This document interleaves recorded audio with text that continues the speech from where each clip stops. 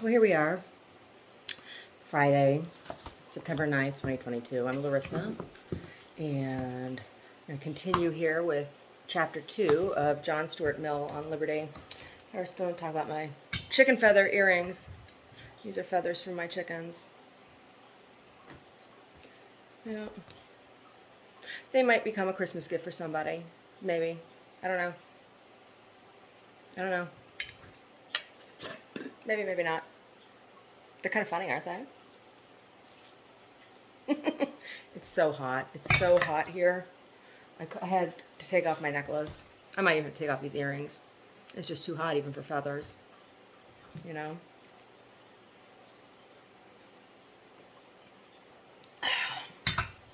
Black sun tea, PG tips, and fresh ginger. Lots of it. Lots of it. Sitting in the sun for a day and a half. And then strained and put in my refrigerator. Yep. Ginger. Ginger, good for my joints. Good for anyone's joints. So, here we go. We'll start back a few sentences. On Liberty by John Stuart Mill. Every single improvement which has taken place, either in the human mind or in institutions, may be traced distinctly to one or other of them. Appearances have for some time indicated that all three impulses are well nigh spent, and we can expect no fresh start until we again assert our mental freedom. Let us now pass to the second division of the argument, and dismissing the supposition that any of the received opinions may be false, let us assume them to be true, and examine into the worth of the manner in which they are likely to be held, when their truth is not freely and openly canvassed.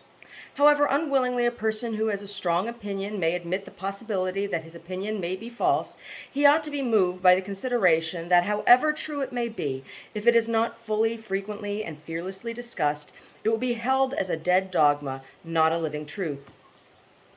There is a class of persons, happily not quite so numerous as formerly, who think it enough if a person assents undoubtingly to what they think true, though he has no knowledge whatever of the grounds of the opinion, and could not make a tenable defense of it against the most superficial objections. Such persons, if they can once get their creed taught from authority, naturally think that no good, and some harm, comes of it being allowed to be questioned. Where their influence prevails, they make it nearly impossible for the received opinion to be rejected wisely and considerately, though it may still be rejected rashly and ignorantly, for to shut out discussion entirely is seldom possible, and when it once gets in, beliefs not grounded on conviction are apt to give way before the slightest semblance of an argument. Waiving, however, this possibility, assuming that the true opinion abides in the mind, but abides as a prejudice, a belief independent of, and proof against argument, this is not the way in which truth ought to be held by a rational being. This is not knowing the truth. Truth, thus held, is but one superstition the more, accidentally clinging to the words which enunciate a truth. If the intellect and judgment of mankind ought to be cultivated, a thing which Protestants at least do not deny, on what they can these faculties be more appropriately exercised by any one than on the things which concern him so much that it is considered necessary for him to hold opinions on them? If the cultivation of the understanding consists in one thing more than in another, it is surely in learning the grounds of one's own opinions. Whatever people believe on subjects on which it is of the first importance to believe rightly, they ought to be able to defend against at least the common objections. But someone might say, let them be taught the grounds of their opinions. It does not follow that opinions must be merely parroted because they are never heard. Controverted, persons who learn geometry do not simply commit the theorem to memory, but understand and learn likewise the demonstrations. And it would be absurd to say that they remain ignorant of the grounds of geometrical truths because they never hear anyone deny and attempt to disprove them. Undoubtedly, and such teaching suffices on a subject like mathematics, where there is nothing at all to be said on the wrong side of the equation. The peculiarity of the evidence of mathematical truths is that all the argument is on one side. There are no objections and no answers to objections, but on every subject on which difference of opinion is possible, the truth depends on a balance to be struck between two sets of conflicting reasons. Even in natural philosophy, there is always some other explanation possible of the same facts, some geocentric theory instead of heliocentric, some phlogiston instead of oxygen, and it has to be shown why that other theory cannot be the true one. And until this is shown, and until we know how it is shown, we do not understand the grounds of our opinion. But when we turn to subjects infinitely more complicated, to morals, religion, politics, social relations, and the business of life, 3/4 of the arguments for every disputed opinion consist in dispelling the appearances which favor some opinion different from it. The greatest orators, save one, of antiquity, has left it on record that he always studied his adversary's case with as great, if not still greater, intensity than even his own. What Cicero practiced as the means of forensic success requires to be imitated by all who study any subject in order to arrive at the truth. He who knows only his own side of the case knows little of that. His reasons may be good, and no one may have been able to refute them. But if he is equally unable to refute the reasons on the opposite side, if he does not so much as know what they are, he has no ground for preferring either opinion. The rational position for him would be suspension of judgment, and unless he counts himself with that, he is either led by authority or adopts, like the generality of the world, the side to which he feels most inclination. Nor is it enough that he should hear the arguments of adversaries from his own teachers, presented as they state them, and accompanied by what they offer as refutations. This is not the way to do justice to arguments or bring them into real contact with his own mind. He must be able to hear them from persons who actually believe them, who defend them in earnest and do their very utmost for them. He must know them in their most plausible and persuasive form. He must feel the whole force of the difficulty which the true view of the subject has to encounter and dispose of, else he will never really possess himself of the portion of truth which meets and removes that difficulty. 99 in 100 of what are called educated men are in this condition, even of those who can argue fluently for their opinions. Their conclusions may be true, but it might be false for anything they know. They have never thrown themselves into mental position of those who think differently from them and considered what such persons may have to say, and consequently they do not, in any proper sense of the word, know the doctrine which they themselves profess. They do not know those parts of it which explain and justify the remainder, the considerations which show that a fact which seemingly conflicts with another is reconcilable with it, or that, of two apparently strong reasons, one and not the other ought to be preferred. All that part of the truth which turns the scale and decides the judgment of a completely informed mind they are strangers to, nor is it ever really known, but to those who have attended equally and impartially to both sides, and endeavored to see the reasons of both in the strongest light. So essential is this discipline to a real understanding of moral and human subjects that, if opponents of all important truths do not exist, it is indispensable to imagine them and supply them with the strongest arguments which the most skillful devil's advocate can conjure up. To abate the force of these considerations, an enemy of the free discussion may be supposed to say that there is no necessity for mankind in general to know and understand all that can be said against or for their opinions by philosophers and theologians. That is not needful for common men to be able to expose all the misstatements or fallacies of an ingenious opponent. That it is enough if there is always somebody capable of answering them, so that nothing likely to mislead uninstructed persons remains unrefuted. That simple minds, having been taught the obvious grounds of truths incalculated on them, may trust to authority for the rest, and being aware that they have neither knowledge nor talent to resolve every difficulty which can be raised, may repose in the assurance that all those which have been raised and have or can be answered by those who are especially trained to the task. Conceding to this view of the subject the utmost can be claimed for it by those most easily satisfied with the amount of understanding of truth which ought to accompany the belief of it, even so the argument for free discussion is no way weakened. For even this doctrine acknowledges that mankind ought to have a rational assurance that all objections may be satisfactorily answered, and how are they to be answered if that which requires to be answered is not spoken? Or how can the answer be known to be satisfactory if the objectors have no opportunity of showing that it is unsatisfactory? If not the public, at least the philosophers and theologians who are to resolve the difficulties must make themselves familiar with those difficulties in their most puzzling forms. And this cannot be accomplished unless they are freely stated and placed in the most advantageous light which they admit of. The Catholic Church has its own way of dealing with this embarrassing problem. It makes a broad separation between those who can be permitted to receive its doctrines on conviction and those who must accept them on trust. Neither, indeed, are allowed any choice as to what they will accept, but the clergy, such at least as can be fully confided in, may admissibly and meritoriously make themselves acquainted with the arguments of opponents in order to answer them, and may therefore read heretical books, the laity, not unless by special permission, hard to be obtained. This is still true. This discipline recognizes a knowledge of the enemy's case as beneficial to the teachers, but finds means consistent with this of denying it to the rest of the world, thus giving the elite more mental culture, though not more mental freedom than it allows to the mass. By this device, it succeeds in obtaining the kind of mental superiority which its purpose requires. For though culture without freedom never made a large and liberal mind, it can make a clever nisi prius advocate of a cause.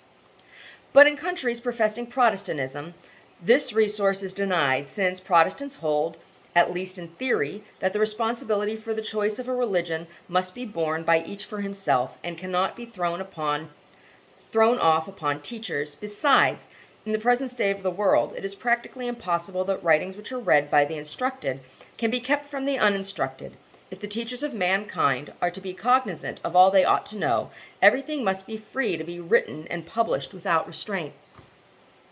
If, however, the mischievous operation of the absence of free discussion, when the received opinions are true, were confined to leaving men ignorant of the grounds of those opinions, it might be thought that this, if an intellectual, is no moral evil, and does not affect the worth of the opinions, regarded in their influence on the character. The fact, however, is that not only the grounds of the opinion are forgotten in the absence of discussion, but too often the meaning of the opinion itself. The words which convey it cease to suggest ideas, or suggest only a small portion of those they were originally employed to communicate. Instead of a vivid conception and a living belief, there remain only a few phrases retained by rote, or, if any part, the shell and husk only of the meaning is retained, the finer essence being lost. The great chapter in human history, which this fact occupies and fills, cannot be too earnestly studied and meditated on. It is illustrated in the experience of almost all ethical doctrines and religious creeds. They are all full of meaning and vitality to those who originate them and to the direct disciples of the originators. Their meaning continues to be felt in undiminished strength, and is perhaps brought out into even fuller consciousness so long as the struggle lasts to give the doctrine or creed an ascendancy over other creeds. At last it either prevails and becomes the general opinion, or its progress stops. It keeps possession of the ground it has gained, but ceases to spread further. When either of these results has become apparent, controversy on the subject flags and gradually dies away. The doctrine has taken its place, if not as a received opinion, as one of the admitted sects or divisions of opinion. Those who hold it have generally inherited, not adopted it, and conversion from one of these doctrines to another, being now an exceptional fact, occupies little place in the thoughts of their professors. Instead of being, as at first, constantly on the alert either to defend themselves against the world or to bring the world over to them, they have subsided into acquiescence, and neither listen, when they can help it, to arguments against their creed, nor trouble dissentients, if there be such, with arguments in its favor. From this time may usually be dated the decline in the living power of the doctrine. We often hear the teachers of all creeds lamenting the difficulty of keeping up in the minds of believers a lively apprehension of the truth which they normally recognize, so that it may penetrate the feelings and acquire a real mastery over the conduct. No such difficulty is complained of while the creed is still fighting for its existence. Even the weaker combatants then know and feel what they are fighting for, and the difference between it and other doctrines, and in that period of every creed's existence, not a few persons may be found who have realized its fundamental principles in all the forms of thought, have weighed and considered them in all their important bearings, and have experienced the full effect on the character which belief in that creed ought to produce in a mind thoroughly imbued with it. But when it has come to be an hereditary creed, and to be received passively, not actively, when the mind is no longer compelled in the same degree as at first to exercise its vital powers on the questions which its belief presents to it, there is a progressive tendency to forget all of the belief except the formularies, or to give it a dull and torpid asset, as if accepting it on trust dispensed with the necessity of realizing it in consciousness or testing it by personal experience, until it almost ceases to connect itself at all with the inner life of the human being. There are seen the cases so frequent in this age of the world as almost to form the majority, in which the creed remains as it were outside the mind, encrusting and petrifying it against all other influences addressed to the higher parts of our nature, manifesting its power by not suffering any fresh and living conviction to get in, but itself doing nothing for the mind or heart except standing sentinel over them to keep them vacant. To what an extent doctrine intrinsically fitted to make the deepest impressions upon the mind may remain in it as dead beliefs, without being ever realized in the imagination, the feelings, or the understanding, is exemplified by the manner in which the majority of the believers hold the doctrines of Christianity. By Christianity, I here mean that what is accounted by all churches and sects, the maxims and precepts contained in the New Testament. These are considered sacred and accepted as laws by all professing Christians, yet it is scarcely too much to say that not one Christian in 1,000 guides or tests his individual conduct by reference to those laws. The standard to which he does refer it is the custom of his nation, his class, or his religious profession. He has thus, on the one hand, a collection of ethical maxims which he believes to have been vouchsafed to him by infallible wisdoms as rules for his government, and on the other a set of everyday judgments and practices which go a certain length with some of those maxims, not so great a length with others, stand in direct opposition to some, and are, on the whole, a compromise between the Christian creed and the interests and suggestions of worldly life. To the first of these standards he gives his homage, to the other his real allegiance. All Christians believe that the blessed are the poor and humble, and those who are ill-used by the world, that it is easier for a camel to pass through the eye of a needle than for a rich man to enter the kingdom of heaven, that they should judge not, lest they be judged, that they should swear not at all, that they should love their neighbor as themselves, and if one take their cloak, they should give him their coat also, that they should take no thought for the morrow, that if they would be perfect, they should sell all that they have and give it to the poor. They are not insincere when they say that they believe these things. They do believe them, as people believe what they have always heard lauded and never discussed. But in the sense of that living belief which regulates conduct, they believe these doctrines just up to the point to which it is usual to act upon them. The doctrines in their integrity are serviceable to pelt adversaries with, and it is understood that they are to be put forward when possible as reasons for whatever people do that they think laudable. But any one who reminded them of the maxims require an infinity of things which they never even think of doing, would gain nothing but to be classed among those very unpopular characters who affect to be better than other people. The doctrines have no hold on ordinary believers, are not a power in their minds. They have an habitual respect for the sound of them, but no feeling which spreads from the words to the things signified, that forces the mind to take them in and make them conform to the formula. Whenever conduct is concerned, they look round for Mr. A and B to direct them how far to go in obeying Christ. Now we may be well assured that the case was not thus, but far otherwise, with the early Christians. Had it been thus, Christianity would have expanded from an obscure sect of the despised Hebrews in the religion of the Roman Empire. When their enemies said, "See how these Christians love one another," a remark not likely to be made by anybody now, they assuredly had much livelier feelings of the meaning of their creed than they have ever had since. And to this cause probably it is chiefly owing that Christianity now makes so little progress in extending its domain, and after 18 centuries it's still nearly confined to Europeans and the descendants of Europeans. Even with the strictly religious, who are much in earnest about their doctrines and attach a greater amount of meaning to many of them than people in general, it commonly happens that the part which is thus comparatively active in their minds is that which was made by Calvin or Knox, or some such person much nearer in character to themselves. The sayings of Christ coexist passively in their minds, producing hardly any effect beyond what is caused by mere listening to words so amiable and bland. There are many reasons, doubtless, why doctrines which are the badge of a sect retain more of their vitality than those common to all recognized sects, and why more pains are taken by teachers to keep their meaning alive. But one reason certainly is that the peculiar doctrines are more questioned and have to be oftener defended against open gainsayers. Both teachers and learners go to sleep at their post as soon as there is no enemy in the field. The same thing holds true, generally speaking, of all traditional doctrines, those of prudence and knowledge of life as well as of morals or religion. All languages and literatures are full of general observations which everybody knows, which everybody repeats or hears with acquiescence, which are received as truisms, yet of which most people first truly learn the meaning when experience, generally of a painful kind, has made it a reality to them.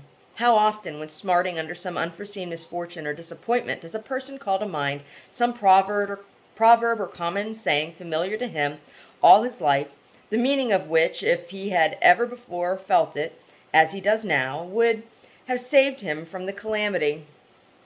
There are indeed reasons for this, other than the absence of discussion. There are many truths of which the full meaning cannot be realized until personal experience has brought it home. But much more of the meaning, even of these, would have been understood, and what was understood would have been far more deeply impressed on the mind if the man had been accustomed to hear it argued pro and con by people who did understand it. The fatal tendency of mankind to leave off thinking about a thing when it is no longer doubtful is the cause of half their errors. A contemporary author has well spoken of the deep slumber of a decided opinion. But what, it may be asked, is the absence of unanimity an indispensable condition of true knowledge? Is it necessary that some part of mankind should persist in error to enable any to realize the truth? Does a belief cease to be real and vital as soon as it is generally received, and is a proposition never thoroughly understood and felt unless some doubt of it remains? As soon as mankind have unanimously accepted a truth, does the truth perish within them? The highest aim and best result of improved intelligence, it has heretofore been thought, is to unite mankind more and more in the acknowledgement of all important truths. And does the intelligence only last as long as it has not archived its object? Do the fruits of conquest perish by the very completeness of the victory? I affirm no such thing. As mankind improve, the number of doctrines which are no longer disputed or doubtably will be constantly on the increase, and the well-being of mankind may almost be measured by the number of gravity of truths which have reached the point of being uncontested. The cessation on one question after another of serious controversy is one of the necessary incidents of the consolidation of opinion. A consolidation is salutary in the case of true opinions, as it is dangerous and noxious when the opinions are erroneous. But though this gradual narrowing of the bonds of diversity of opinion is necessary in both senses of the term, being at once inevitable and indispensable, we are not therefore obliged to conclude that all its consequences must be beneficial. The loss of so important an aid to the intelligent and living apprehension of a truth, as is afforded by the necessity of explaining it to, or defending it against, opponents, though not sufficient to outweigh, is no trifling drawback from, the benefit of its universal recognition.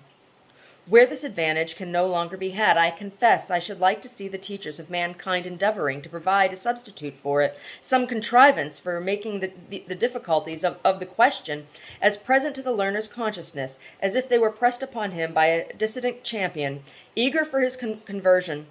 But instead of seeking contrivances for this purpose, they have lost those they formerly had. The Socratic dialects, so magnificently exemplified in the dialogues of Plato, were a contrivance of this description. They were essentially a negative discussion of the great questions of philosophy and life, directed with consummate skill to the purpose of convincing any one who had merely adopted the commonplaces of received opinion that he did not understand the subject, that he as yet attached no definite meaning to the doctrines he professed, in order that, becoming aware of his ignorance, he might be put in a way to attain a stable belief, resting on a clear apprehension both of the meaning of doctrines and of their evidence. The school disputations of the Middle Ages had a somewhat similar object. They were intended to make sure that the pupil understood his own opinion and, by necessary correlation, the opinion opposed to it, and could enforce the grounds of one and confute those of the other. Oh my gosh, wouldn't it be nice if schools were like that today? These late-mentioned contests had indeed the incurable defect that the premises appealed to were taken from authority, not from reason, and, as a discipline of the mind, they were in every respect inferior to the powerful dialects which formed the intellects of the Socratici viri.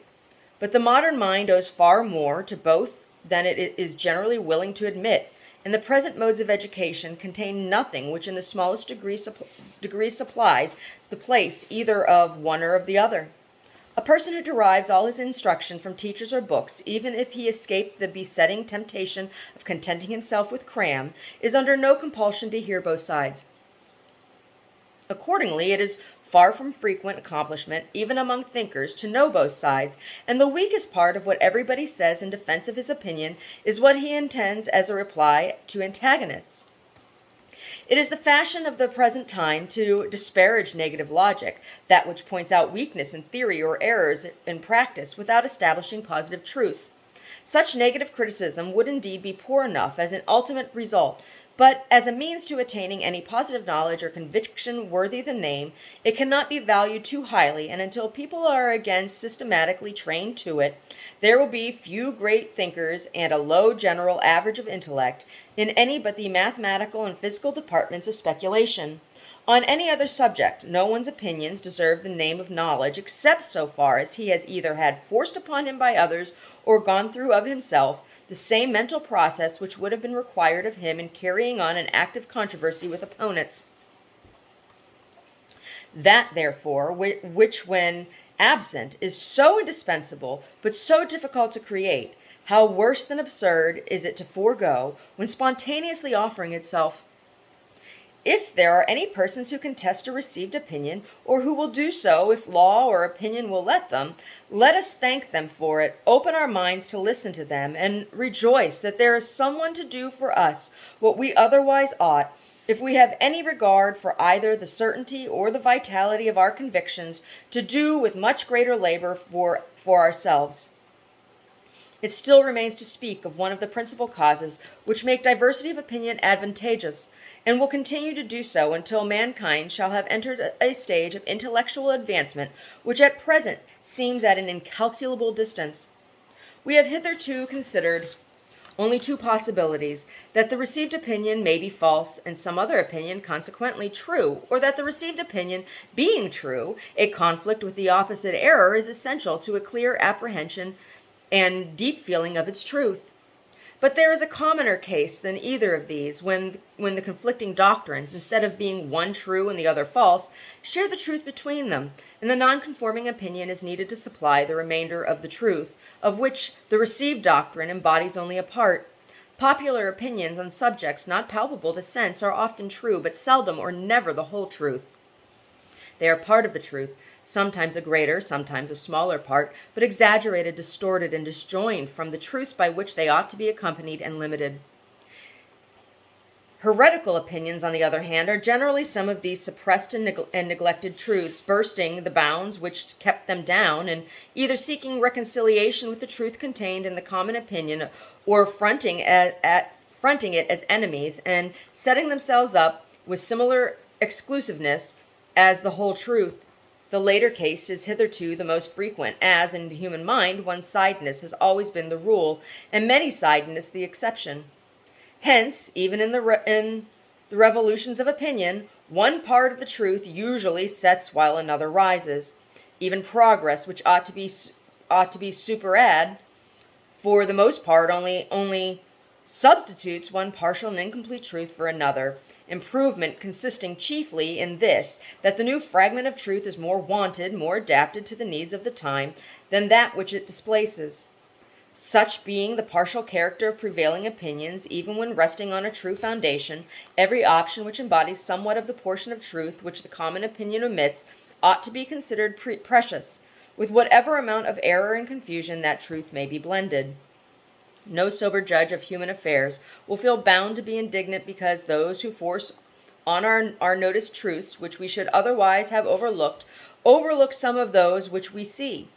Rather, he will think that so long as popular truth is one-sided, it is more desirable than otherwise that unpopular truth should have one-sided assertors too, such being usually the most energetic and the most likely to compel reluctant attention to the fragment of wisdom which they proclaim as if it were the whole.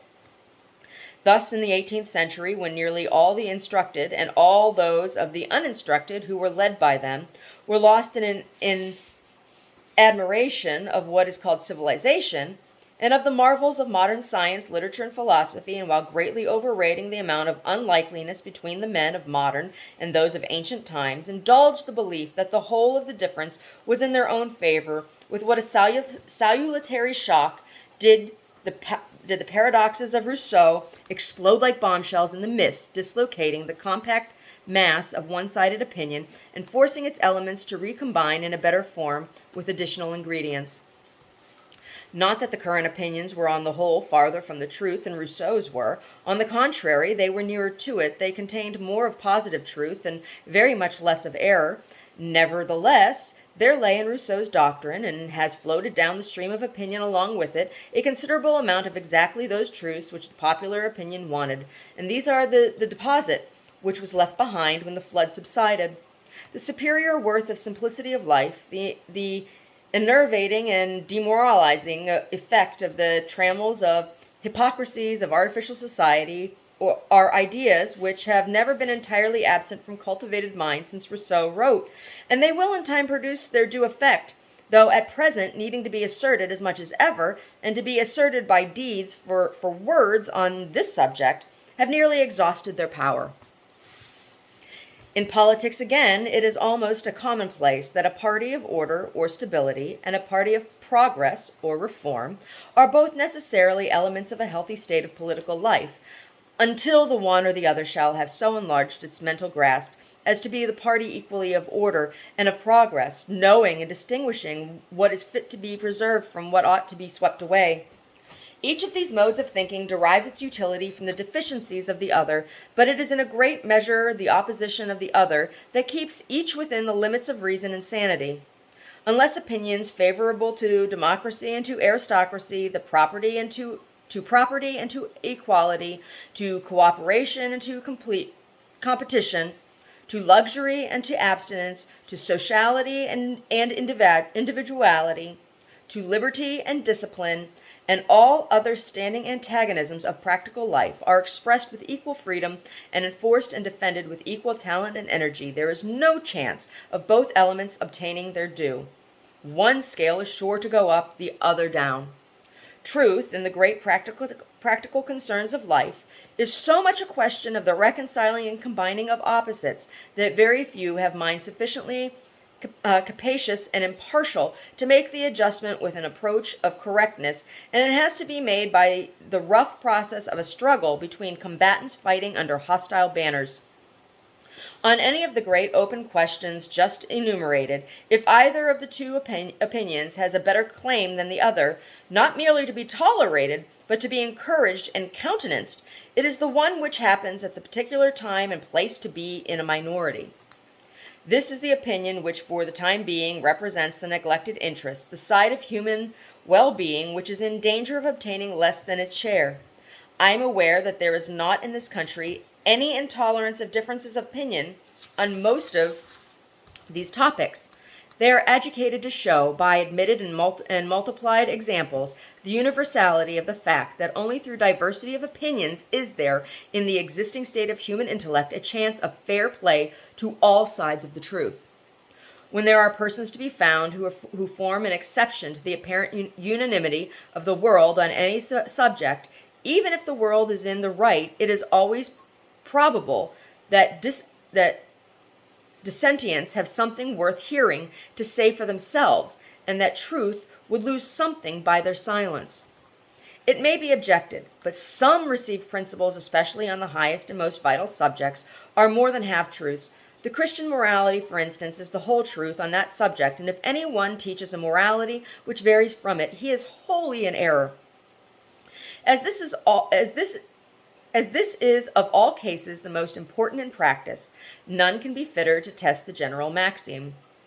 But before pronouncing that Christian morality is or is not, it would be desirable to decide what is meant by Christian morality. If it means the morality of the New Testament, I wonder that anyone who derives his knowledge from this book itself can suppose that it was announced or intended as a complete doctrine of morals. The gospel always refers to a pre-existing morality and confines its precepts to the particulars in which that morality was to be corrected or superseded by a wider and higher, expressing itself, moreover, in terms most general, often impossible to be interpreted literally, and possessing rather the impressiveness of poetry or eloquence than the precision of legislation. To extract from it a body of ethical doctrine has never been possible without eking it out from the Old Testament, that is, from a system elaborate indeed, but in many respects barbarous, and intended only for a barbarous people. It's a very difficult word, barbarous. St. Paul, a declared enemy to the judicial mode of interpreting the doctrine and filling up the scheme of his master, equally assumes a pre-existing morality, namely that of the Greeks and Romans, and his advice to Christians is in a great measure a system of accommodation to that, even to the extent of giving an apparent sanction to slavery. What is called Christian, but should rather be termed theological, morality, was not the work of Christ or the apostles, but is of much later origin, having been gradually built up by the Catholic Church of the first 5 centuries, and though not implicitly adopted by moderns and Protestants, has been much less modified by them and might have been expected. For the most part, indeed, they have contented themselves with cutting off the additions which have been made to it in the Middle Ages, each sect supplying the place by fresh additions adapted to its own character and tendencies. That mankind owe a great debt to this morality and to its early teachers, I should be the last person to deny, but I do not scruple to say of it that it is, in many important points, incomplete and one-sided, and that unless ideas and feelings not sanctioned by it had contributed to the formation of European life and character, human affairs would have been in a worse condition than they are now. Christian morality, so called, has all the characters of a reaction. It is, in great part, a protest against paganism. Its ideal is negative rather than positive, passive rather than active, innocence rather than nobleness, abstinence from evil rather than energetic pursuit of good. In its precepts, as have been well said, thou shalt not predominates unduly over thou shalt. In its horror of sensuality, it made an idol of asceticism, which has been gradually compromised away into one of legality. It holds out the hope of heaven and the threat of hell as the appointed and appropriate motives to a virtuous life, in this falling far below the best of the ancients and doing what lies in it to give to human morality an essentially selfish character. by disconnecting each man's feelings of duty from the interests of his fellow creatures, except so far as a self-interest inducement is offered to him from consulting them.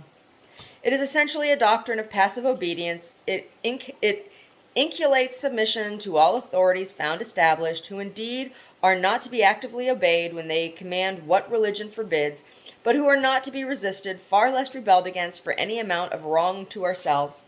And while in the morality of the best pagan nations, duty to the state holds even a disproportionate place, infringing on the just liberty of the individual, in purely Christian ethics that grand department of duty is scarcely noticed or acknowledged. It is in the Quran, not the New Testament, that we read the maxim, a ruler who appoints any man to an office when there is in his dominions another man better qualified for it, sins against God and against the state.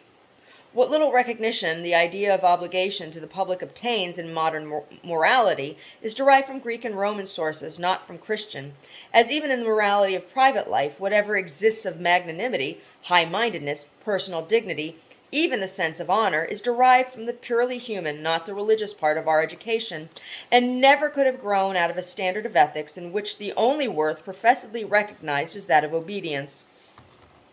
I am as far as anyone from pretending that these defects are necessarily inherent in the Christian ethics, in every manner in which it can be conceived, or that many requisites of a complete moral doctrine which it does not contain do not admit of being reconciled with it. Far less would I insinuate this of the doctrines and precepts of Christ himself. I believe that the sayings of Christ are all that I can see any evidence of their having been intended to be, that they are irreconcilable with nothing which is comprehensively which a comprehensive morality requires, that everything which is excellent in ethics may be brought within them, with no greater violence to their language than has been done to it by all who have attempted to deduce from them any practical system of conduct whatever. But it is quite consistent with this to believe that they contain, and were meant to contain, only a part of the truth, that many essential elements of the highest morality are among the things which are not provided for, nor intended to be provided for, in the recorded deliverances of the founder of Christianity, and which have been entirely thrown aside in the system of ethics erected on the basis of those deliverances by the Christian Church. And this being so, I think is a great error to persist in attempting to find the Christian doctrine the complete rule for our guidance, which its author intended it to sanction and enforce, but only partially to provide. I believe, too, that this narrow theory is becoming a grave practical evil, detracting greatly from the value of the moral training and instruction which so many well-meaning persons are now at length exerting themselves to promote. I much fear that by attempting to form the mind and feelings of an exclusively religious type, and discarding those secular standards, as for want of a better name they may be called, which heretofore coexisted with and supplemented the Christian ethics, receiving some of its spirit and infusing into it some of theirs, there will result, and is even now resulting, a low, abject, servile type of character, which submit itself as it may to what it deems the supreme will, is incapable of rising to or sympathizing in the conception of the supreme goodness. I believe that other ethics, that any one which can be evolved from exclusively Christian sources, must exist side by side with Christian ethics to produce the moral regeneration of mankind, and that the Christian system is no exception to the rule that in an imperfect state of the human mind, the interests of truth require a diversity of opinions. It is not necessary that in ceasing to ignore the moral truths not contained in Christianity, men should ignore any of those which it does contain. Such prejudice or oversight, when it occurs, is altogether an evil, but it is one from which we cannot hope to always be exempt, and must be regarded as the price paid for an inestimable good. The exclusive pretension made by part of the truth to be the whole must and ought to be protested again, and if a reactionary impulse should make the protesters unjust in their turn, this one-sidedness, like the other, may be lamented, but must be tolerated. If Christians would teach infidels to be just to Christianity, they should themselves be just to infidelity. It can do truth no service to blank the fact known to all who have the most ordinary acquaintance with literary history, that a large portion of the noblest and most valuable moral teaching has been the work not only of men who did not know, but of men who knew and rejected the Christian faith. I do not pretend that the most unlimited use of the freedom of enunciating all possible options would put an end to the evils of religious or philosophical sectarianism. Every truth which men of narrow capacity are in earnest about is sure to be asserted, incalculated, and in many ways even acted on, as if no other truth existed in the world, or at all events none that could limit or qualify the first. I acknowledge that the tendency of all opinions to become sectarian is not cured by the freest discussion, but is often heightened and exacerbated thereby, the truth which ought to have been, but was not seen, being rejected all the more violently because proclaimed by persons regarded as opponents. But it is not on the impassioned partisan, it is on the calmer and more disinterested bystander, that this collision of opinions works its salutary effect. Not the violent conflict between parts of the truth, but the quiet suppression of half of it is the formidable evil. There is always hope when people are forced to listen to both sides. It is when they attend only to one that errors harden into prejudices. The hard truth itself ceases to have the effect of truth by being exaggerated into falsehood, and since there are few mental attributes more rare than that judicial faculty which can sit in intelligent judgment between two sides of a question, of which only one is represented by an advocate before it, truth has no chance but in proportion as every side of it, every opinion which embodies any friction of the truth, not only finds advocates, but is so advocated as to be listened to. We have now recognized the necessity of the mental well-being of mankind, on which all their other well-being depends, of freedom of opinion and freedom of the expression of opinion, on four distinct grounds, which we will now briefly recapitulate. First, if any opinion is compelled to silence, that opinion may, for aught we can certainly know, be true. To deny this is to assume our own infallibility. Secondly, though the silenced opinion be an error, it may and very commonly does contain a portion of truth, and since the general or prevailing opinion on any object is rarely or never the whole truth, it is only by the collision of adverse opinions that the remainder of the truth has any chance of being supplied.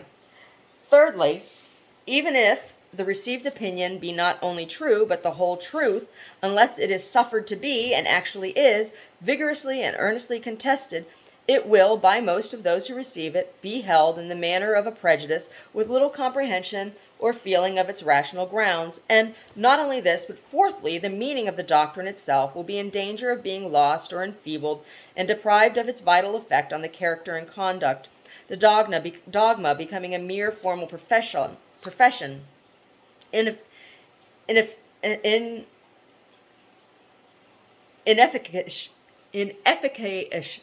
inefficacious for good, but cumbering the ground and preventing the growth of any real heartfelt conviction from reason or personal experience. Before quitting the subject of freedom of opinion, it is fit to take notice of those who say, and the free expression of all opinions should be permitted, on condition that the manner be temperate and do not pass the bounds of fair discussion. Much might be said on the impossibility of fixing where these supposed bounds are to be placed, for if the test be offense to those whose opinion it is attacked, I think experience testifies that this offense is given whenever the attack is telling and powerful, and that every opponent who pushes them hard, and whom they find it difficult to answer, appears to them, if he shows any strong feeling on the subject, an intemperate opponent. But this, though an important consideration and practical point of view, merges in a more fundamental objection. Undoubtedly, the manner of asserting an opinion, even though it be a true one, may be objectionable, and may justly incur severe censure. But the principal offenses of the kind are such as it is mostly impossible, unless by accidental self-betrayal, to bring home to conviction. The gravest of them is to argue sophistically to suppressed facts or arguments. to misstate the elements of the case, or misrepresent the opposite opinion. But all this, even to the most aggravated degree, is so continually done in perfect good faith by persons who are not considered, and in many other respects may not deserve to be considered, ignorant or incompetent, that it is rarely possible on adequate grounds conscientiously to stamp the misrepresentation as morally culpable. And still less could law presume to interfere with this kind of controversial misconduct. With regard to what is commonly meant by intemperate discussion, namely invective, sarcasm, personality, and the like, the denunciation of these weapons would deserve more sympathy if it were ever proposed to interdict them equally to both sides, but it is only desired to restrain the employment of them against the prevailing opinion. Against the unprevailing they may not only be used without general disapproval, but will be likely to obtain for him who uses them the praise of honest zeal and righteous indignation. Yet whatever mischief arises from their use is greatest when they are employed against the comparatively defenseless, and whatever unfair advantage can be derived by any opinion from this mode of asserting it accrues most exclusively to received opinions. The worst offense of this kind, which can be committed by a polemic, is to stigmatize those who hold the contrary opinion as bad and immoral men. To calumny of this sort, those who hold any unpopular opinion are peculiarly exposed, because they are in a general few and uninfluential, and nobody but themselves feels much interested in seeing justice done them. But this weapon is, from the nature of the case, denied to those who attack a prevailing opinion. They can either use it with safety to themselves, nor if they could, would it do anything but recoil on their own cause. In general, opinions contrary to those commonly received can only obtain a hearing by studied moderation of language and the most cautious avoidance of unnecessary offense, from which they hardly ever deviate even in a slight degree without losing ground, while unmeasured vituperation employed on the side of the prevailing opinion really does deter people from professing contrary opinions and from listening to those who profess them. For the interest, therefore, of truth and justice, it is far more important to restrain this employment of vituperative language than the other. And, for example, if it were necessary to choose, there would be much more need to discourage offensive attacks on infidelity than on religion. It is, however, obvious that law and authority have no business with restraining either, while opinion ought in every instance to determine its verdict by the circumstances of the individual case, condemning everyone on whichever side of the argument he places himself, in whose mode of advocacy either want of candor or malignity, bigotry, or intolerance of feeling manifest themselves, but not inferring these vices from the side which a person takes, though it may be the contrary side of the question to our own, and giving merited honor to every one, whatever opinion he may hold, who has calmness to see and honesty to state what his opponents and their opinions really are, exaggerating nothing to their discredit, keeping nothing back which tells or can be supposed to tell in their favor. This is the real morality of public discussion, and if often violated, I am happy to think that there are many controversialists who to a great extent observe it, and still greater number who conscientiously strive towards it. So what he's talking about is freedom of speech and freedom of discourse and freedom of expression. And these are things that are celebrated by our First Amendment and are currently under attack by ill-educated youth for the large part, and those who have situated themselves in positions of academia and political office to suit themselves. He's warning against fascism that is brought by not allowing dissenting views to be discussed. Just because you don't like what somebody is saying doesn't mean they shouldn't be allowed to say it. And that comes down to all manners of speech. And for me, that means personally that there is great value to be had in using words that are offensive sometimes. Right? That's personal choice. It's personal choice. There's an old saying that it's not what people call you, it's what you answer to. Right? Anyway.